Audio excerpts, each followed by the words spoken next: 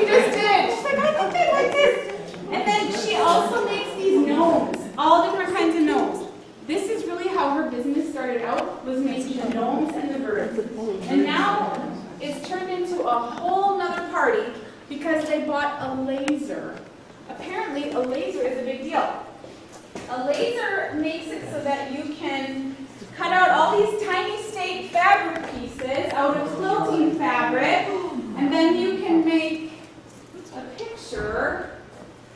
She makes tons of these and sells them online and at craft shows. So she also has this, which, I mean, there's lots of different art they're making. This one is, oops, that's just my foot rubber. It's okay. She can cut out all these letters with the laser. Okay, so if you're curious about any of that, just come on up and meet these people and see their stuff. I also work with people who don't make something, but they want to create writing. Like they want to be a writer. So I recently had a girl that I want to read something because she wrote it, and I thought it would help you guys to kind of understand a little bit about coaching. She's a creative, and she was in a job that she didn't love, and she says this about coaching. Coaching, like, oh yes. I feel like I'm yelling. She says this about coaching. Let's call her Lisa, okay? Coaching has completely changed my life, and it's not in a way that can only be felt or seen by me.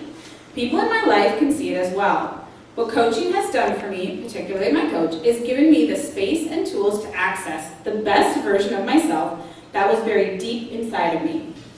It has brought back to life the most authentic, joyful parts of me and my dreams that I had tucked away and ignored for various reasons.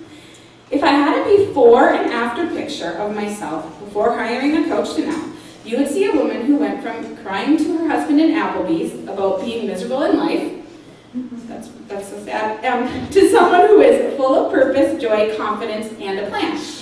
The best part is not even the physical, circumstantial results I've had, including quitting my miserable day job, having my first article published, launching my own business, or my improved social life. The best part has been the changes in my belief systems, and that is something that I can carry with me for the rest of my life. That old me is less and less recognizable in me now, and my goals and dreams are getting bigger and bigger. Coaching has been one of the best things I have ever given to myself.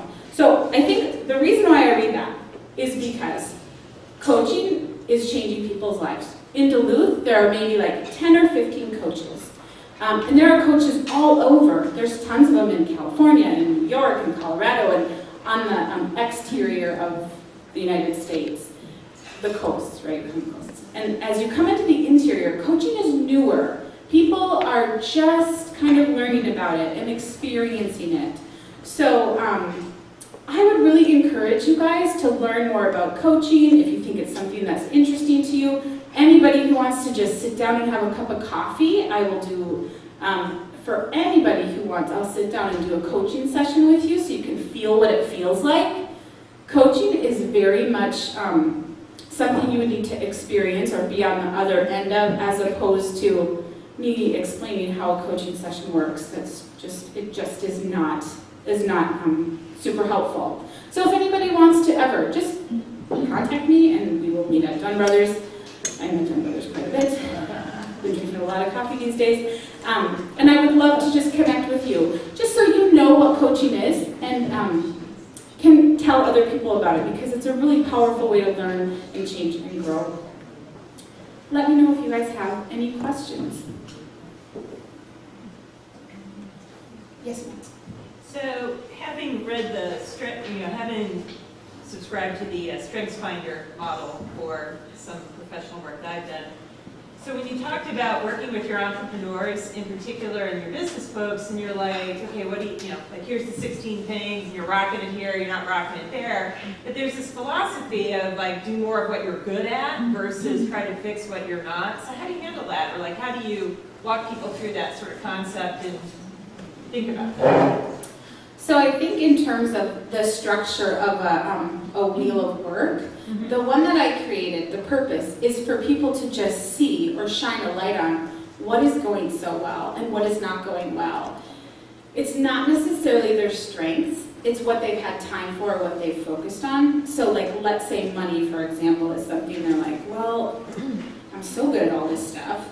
I suppose I could be really good at money, but I've never really paid attention to it. I've never watered that garden, so I've just never really, gotten much out of it except for weeds. So people look at it and then they can make decisions. They figure out where they are and then they figure out where they want to be. As a coach, coaches are never telling people what to do or how to do it. We are helping to pull the information out of you. You are already brilliant. You know what you want to do. A couple conversations, some well-timed questions, a person who's really listening and reflecting back to you what you're saying is just shockingly powerful. So, not necessarily a person trying to take a weakness and make it a really strong strength. Maybe seeing like, oh, I didn't even know I wasn't paying attention to that. Illumination, I would say, is a little more the purpose of that. We can talk more. Yeah, no, I get it. Okay, thanks. Anybody else? Thanks for having me come tonight. I hope you leave with a little bit of inspiration. Thank you, Miss Kate. And enjoy the rest of your